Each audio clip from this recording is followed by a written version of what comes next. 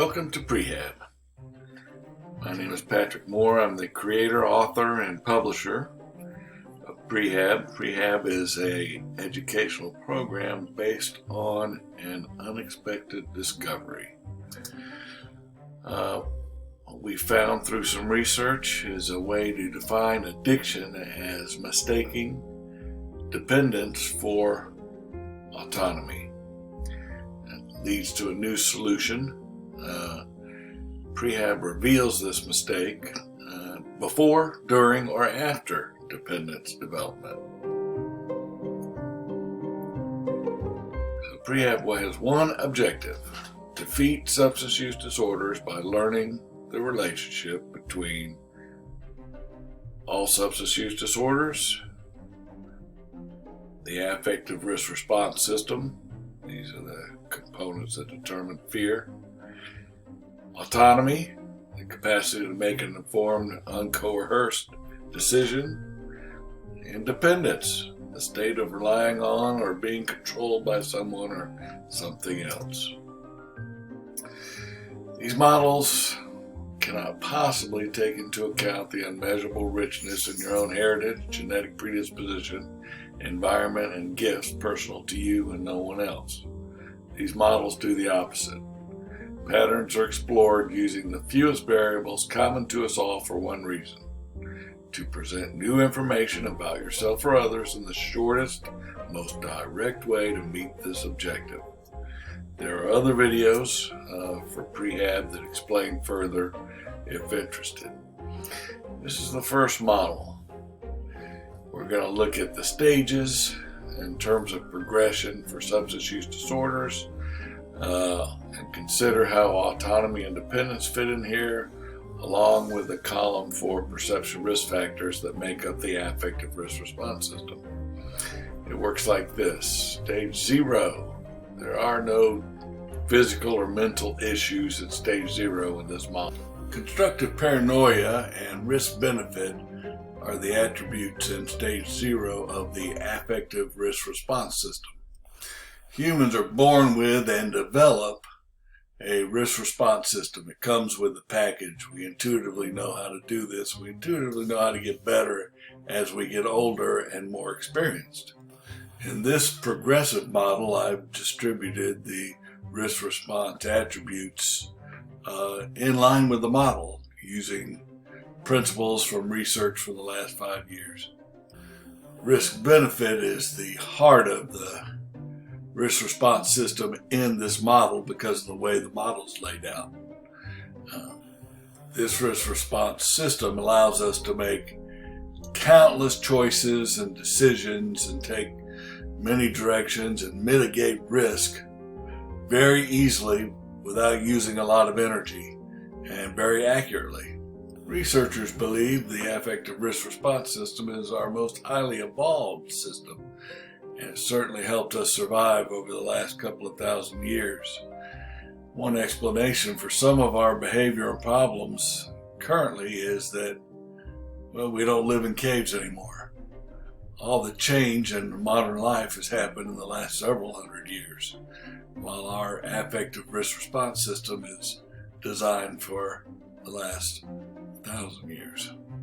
So we start with a stable risk-benefit kind of way to look at our affective risk response system. As you'll see, the other attributes will affect either risk or benefit or both. And of course, in stage 0, this is a very stable process. There's no risk at stage 0, but as you know in life, there's going to be risk. Constructive paranoia is a way to handle one of the most dangerous kinds of risk. Constructive paranoia is a term coined by Jared Diamond, who did a lot of work in New Guinea, and he learned the following while working there. When Mr. Diamond set up camp, he was surprised when the people he had hired there in New Guinea to help him out refused to move into the camp. When he asked why, they said, "Well, you built your camp around a dead tree, and we don't sleep next to dead trees, ever." And he apologized and said, "Now that pointed out, I see that the tree is dead, but I guarantee you this tree is not going to fall in the next year, and we're going to be out of here in 3 months, so let's everybody move in. And they said, no, we're going to sleep on the ground over here, if you don't mind. And he thought about it. It's like, well, I'm learning something about this population. Maybe it's a spiritual or cultural thing. But what he came to realize was living in the jungle, there's a 1 in 1,000 chance that a tree's going to fall on you any given night, which doesn't sound like bad odds, and it's not, unless you live in the jungle like the New Guinea population, 365 nights a year. There's always trees falling in the jungle. There's a lot of trees. There is no 911 in the jungle. Once you get clipped by a tree, that's it. That's the end of the line for you. So the jungle population is aware of the life cycle of any kind of tree at any time of the day. And that's how they survive not being killed by trees in the jungle, which is the #1 killer, for those that don't know. So this is an example of a low-risk hazard. It's the most deadly kind of hazard. It's like texting and driving. People text, they've done it, nothing bad's happened. They try to mitigate risk by doing it at a red light or doing it when there's not much traffic around or whatever idea they think they're getting away with. But sooner or later, they're going to get smacked and they won't see it coming. It's the same with wearing seatbelts. I never get in a car without wearing a seatbelt. If it's my car or not my car, that's constructive paranoia. I know I'm going to die sometime, but it's not going to be by going through the windshield. So constructive paranoia, as opposed to destructive paranoia, is helpful. It's a way to take something off the table. We're capable of determination, choice, and commitment in making a decision. And we don't have to waste energy on trying to mitigate risks that don't need to be mitigated. You're either in or out. Constructive paranoia. The outcome at stage 0, there's no progression of any kind. Nobody smokes. If they drink, they're not drunk down here. Judgment's mature, or potential judgment is going to be mature. So, stage 0 is made up of construction paranoia. Judgment and perception work together. It's a very low risk, high benefit stage. Things are considered: happy yes, happy no. This is where autonomy happens, stage 0. However, in life we do take risks. We have to learn, grow, develop, and we do that. And we use other perception risk factors to do that. There are no tolerance issues in stage 1. There's no mental issues. There are some perception risk factors that affect our risk-benefit patterns. New. If I see something new, it gets my attention. All marketers and salespeople and politicians know this. If I perceive it as good and new, it becomes even more interesting. And if I perceive it as new, good, and others are benefiting, and they know more than I do, and I believe I can control what it is I'm observing and therefore safe, I'm interested and probably should be. Doesn't necessarily have to be substance use, but it could be. Unfortunately, this is where most accidents happen at stage 1 because most people are low risk and their first mistake is their last one. That's why constructive paranoia is such an important concept. At stage 1, see new things. I did not know you could do that here. I'm in college. It looks good. People are benefiting. I want some of these results. Everybody does it. It's safer than X, Y, or Z, just as once, and so forth and so on. And we try new and different things and look at the results. I'll either go back to stage 0 or go on to stage 2. Stage 2 is a little different. Stage 2, there is a physical change. I start to increase tolerance. My body needs more and more in order to achieve the same effect because I'm doing something over and over again, whatever it is. And mentally start to become a little impulsive. I now have a track record. I've been doing something for a while. And when somebody asks me, would you like to do something? At stage 2, I don't have to think about it very much. I say I'm in. That's what stage 2 is like. The perception risk factors change a little bit. I start to attribute value to the results, whatever favorable results I'm getting, whatever I'm doing with my companions or whatever I'm experiencing and enjoying. I start to say, well, I got here this way, so I'd like to continue doing this. Groups become polarized in stage 2 because when I come into this group, I want to earn my share, so I do a little bit more than they're doing. And the people behind me come in behind me and do everything I'm doing plus a little bit more. And all of a sudden there's an extreme group when nobody intended there to be an extreme group. Euphoric recall happens here at stage 2. Everybody remembers the good times, nobody the bad times. And the perception risk factor commitment, a very powerful thing. I start to commit. At stage 2, I like what I'm doing, I would like more of it, and I'm going to commit to it. And other things I'm less committed to. Unfortunately, there's going to be some deaths here and there. And people will either go back to 0 or go on to 2 or go on to 3. Stage 2 is smaller high-risk group. This is where people tend to pregame. You got to get high to go to a party, you're in stage 2. This is where designated drivers are being used. That's your social contract where I can get impaired and you drive, and tomorrow I'll be responsible so that you may be irresponsible. That's kind of a stage 2 kind of thing. Games with various drugs, and other drugs start to be mixed with other substances that I'm doing for various reasons, and possibly some consequences here and there that are chronic in nature, not so much acute. This is when I start to miss classes or repeat classes or fail tests or that sort of thing. Pharmaceuticals get introduced in a smaller, more risky group. And euphoric recall, which we discussed, and low-risk hazards start to increase in frequency, and it becomes a little more risky. If I don't go back to 0 or 1, I'll end up going on to 3 because this is a progressive model. I've committed to, if things are good and I have missed out on the accidents and stuff like that, and I'm becoming a little more, I'm not an amateur anymore, I'm starting to become a professional, I go on into 3. 3 is where I can do massive quantities physically. Tolerance starts to peak. I can develop a high physical tolerance. My biology has adjusted to massive quantities. Preoccupation is now my mental outlook or attitude. I'm concerned about doing what I'm doing, getting over what I'm doing, or preparing to do it again.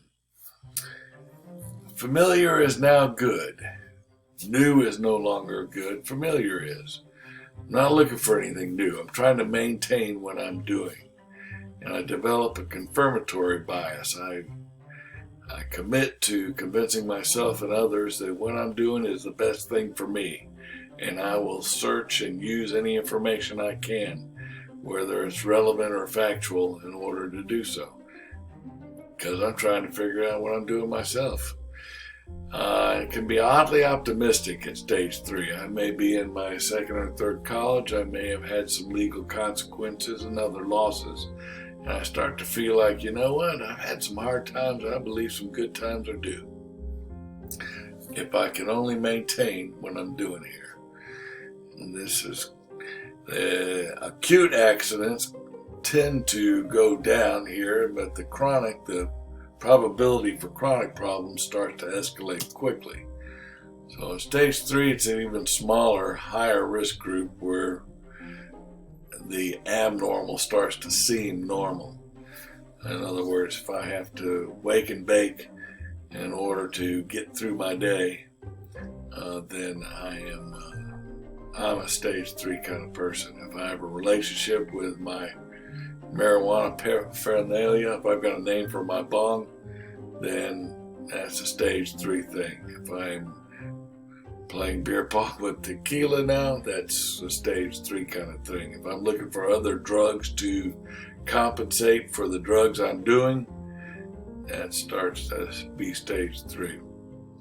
Other relationships tend to fade away. I adopt attitudes like weed saves lives. You know how many people have overdosed from marijuana? 0. And I live by that. So it's not an addiction, that's confirmatory bias. It's not addiction, but it's starting to look like it. If I go back, it may take a little counseling to help. I may have to reassess some things, but I can go back to stage 0. And a lot of people do. If they don't, they go on to 4. 4 is a whole nother animal. 4 is now where my biology is not used to being without what I'm doing to it. And I suffer from withdrawals if I'm not doing the things biologically I'm used to. It's called withdrawal. Now the mental attitude is obsession. It's this one single thing that I'm doing here is more important than all other ideas to the contrary. Perception, risk factor wise, this is where I cling to the familiar. This is where I habituate. Habituation happens at stage 4. Desperate for change, cling to the familiar. This is where I experience pain and suffering, and if I am forced to stop, pain and suffering increases, and I start again, pain and suffering increases some more, and I've got a deadly cycle going on. And as losses happen, I learn how to accept the losses, but no change. This is what we call dependence, and it is a tough place to be in this particular model. Recovery is possible, but there is no walking out other than that. The other alternatives are jails, institutions, or death. You want to know how someone's out of control, it's someone who's constantly attempting control. That's how you know if you're stage 4. If you stop using whatever it is you're using, and that's when you go crazy, that's what stage 4 is.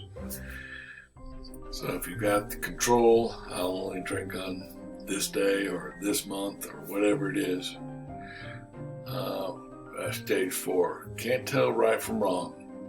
The weed is not addictive. I smoked every day for years and quit cold turkey. Or I'm not addicted to cocaine. I just like the smell of it. I'm convincing myself of things that are obvious to everybody else but me. There's a powerful victim stance that forms, and not victims, but there's a victim stance. And I've become convinced I can't do X, Y, or Z without whatever it is I've become dependent on. I've become convinced there are chemical solutions to life's challenges because I have evidence in the past. I keep trying to make that work. And I don't have constructive paranoia anymore. It's destructive paranoia. Change is not, I'm not interested in changing. I'm paranoid about change. And therefore, change becomes a challenge. People get suicidal in this stage. If you're thinking about suicide, do not kill yourself. You'd be killing the wrong person.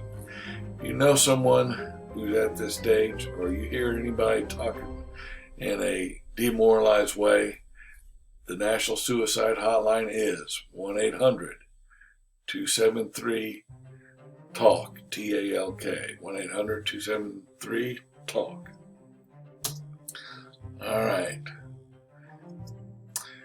If we take that model and then we learn enough from that model, we can then populate this next model. This next model takes risk-benefit just by itself and then puts the MAPP stages in this model. It's a technique in order to examine the relationship between the variables we want to look at. It looks like this. We're interested in low and high risk and high benefit and low benefit. And if we populate the models, what we're looking for is a pattern, and we find one. The surprise here is we found two patterns that I was not expecting. So the first pattern is 25% of the population we test the MAPP model on will end up over here in this low benefit column. They're all in or going to be in stage 2, 3, and 4, or some combination of these stages. And that's kind of what the MAPP model was designed for, so it's no surprise I found this. The other pattern that we didn't expect was that 75% of the students we tested end up in this high benefit column. But there's a problem here, and this is why these models matter. These 75% students are trying to tell us something. They use all of the risk perception factors, but they never go out of stage 0 and 1. They bounce between 0 and 1. So there's going to be 25% of the population that comes over around in here. Only 5%, by the way, end up here.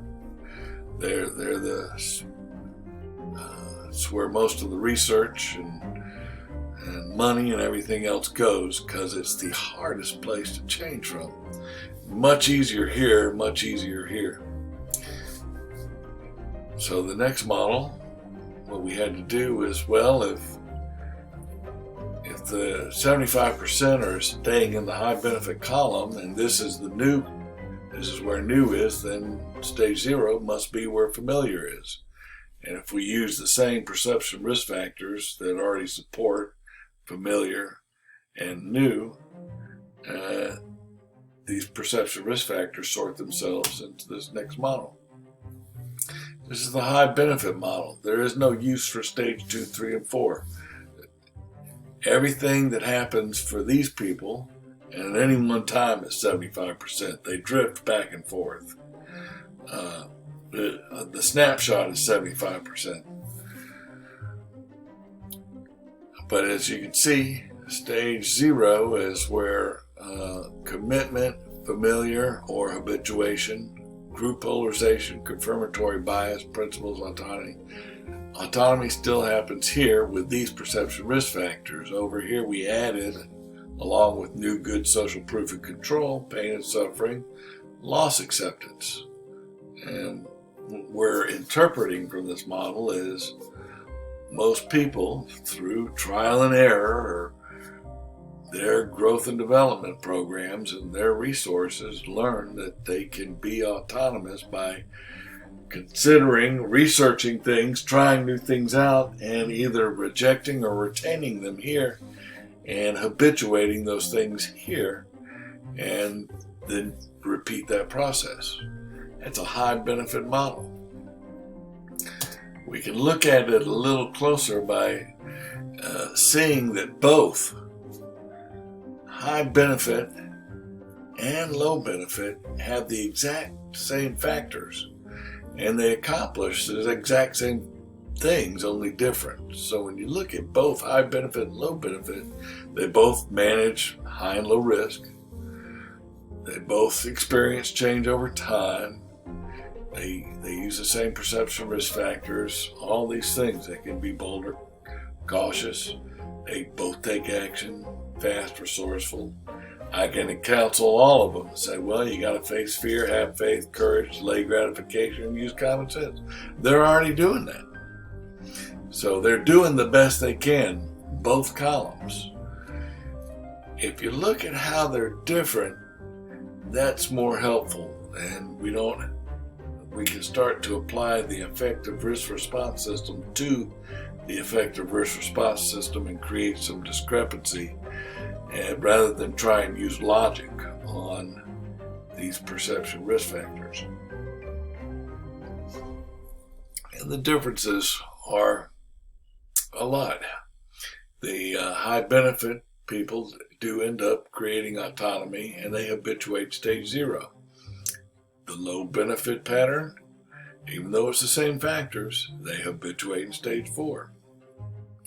Constant improvement in spite of losses. It's a good thing. Over here, it's demoralizing, constant decline in spite of achievements. I hate that. Over here, these people learn humility, and they're secure no matter what. They have faith in whatever process that they're doing. Over here, it's ego, insecurity, fear, and outcome-based. They're trying to manage outcomes here. Constructive paranoia in 0, destructive paranoia in 4. Faith versus fear here. Change is good, cling to the familiar. Realistic, delusional. Relate, compare. These people are content. These people are never content, never satisfied. These people learn to have tolerance for tension and suffering, and no matter what, it's temporary. These people live with psychic pain. They're always doing worst case scenarios, and they believe it's permanent. Encourages others. Dominates or depends on others. This affects all relationships. And finally, these people learn perception and service and judgment over here. These people just use perception in place of judgment.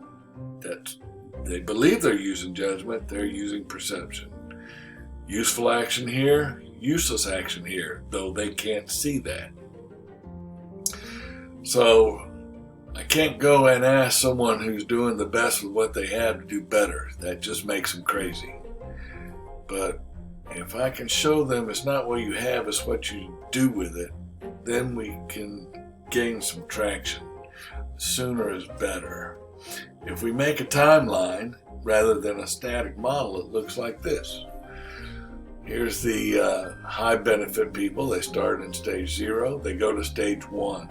Whether they reject or retain whatever risk they're taking here, they bring it back to the next stage 0, habituate it, and then do the next risk. Then they take that to the next stage 0. They can never go back to the other stage 0. You can't go back. There is no going back. There is only going forward. But if I go here, change, and habituate it here, it's a different stage 0. It's really a different stage 1. And so on and so forth. And that's how autonomy works. It's not the same for the low benefit people, though it feels the same. They start stage 0, they go to stage 1, and they get in this 2, 3, and 4 dance, and they get caught in this low benefit column doing the best they can with what they got. And it's hard to break out of. Most people want to avoid 4, and they do. So they move sideways, doing different experiments until eventually they are caught in 4. And they may go to treatment and they may go back to stage 0, but you can't really go back. And that's not a new stage 0, and they don't know what to commit to there. They're not trying anything new. They're resting. They're preparing. They're trying to stabilize. So it becomes very problematic. Way deep into the addiction continuum, it's a tragic place to be. Therefore, this kind of information, sooner is better. So, if we take that information and make a new MAPP model, the 2, 3, and 4 people can, physically, detox, abstain, mentally, stop thinking, suspend perception, loss acceptance, prepare for action. That's the easy part. Then they go to stage 1. Maintain abstinence, decrease expectations, increase acceptance, challenge all thinking with logic and values check, personal logic. And this is where the only thing more powerful than the familiar is the new. And this is where you have to go and find something new that works for other people, that's good for other people, that other people can show exactly how and why it's new and good for them too, and how it works for them after it's new. Something that you can control and And if it's wrong, if there's more pain and suffering or loss acceptance, or it's not the right thing, reject it and try another one. This is not a race. This is where you take baby steps. This is kind of a recovery treatment plan. Whatever it is you find here that's new, go on to zero. Maintain abstinence. Whatever it is you've learned, rely on that.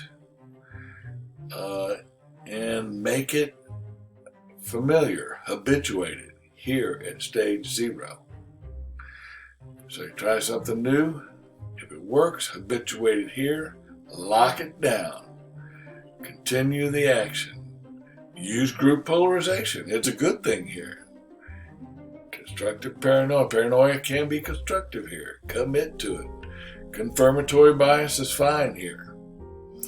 This is where you change and then you repeat. And the outcomes are the same familiar outcomes. Over time it looks like this. And this is the actual formula we found in this research.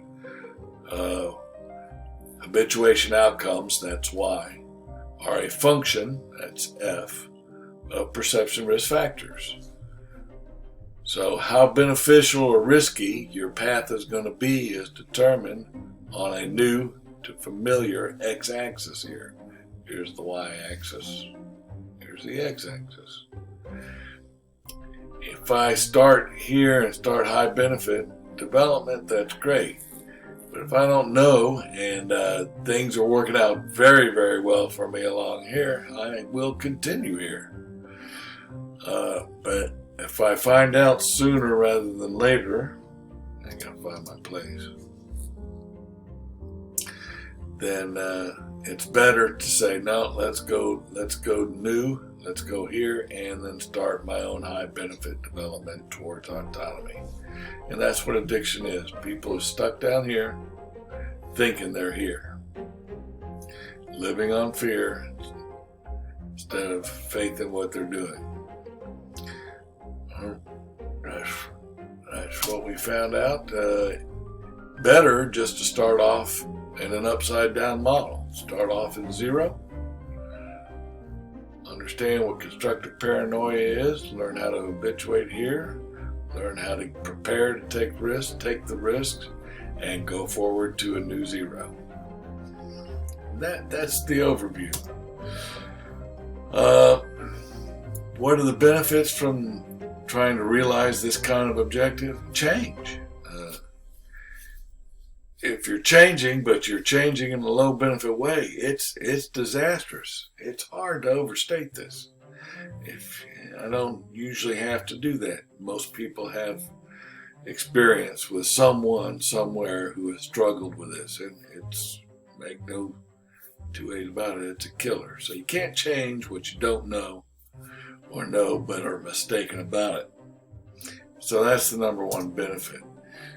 It's also beneficial to know what addiction is. This is a good way to look at it. This dependence versus autonomy.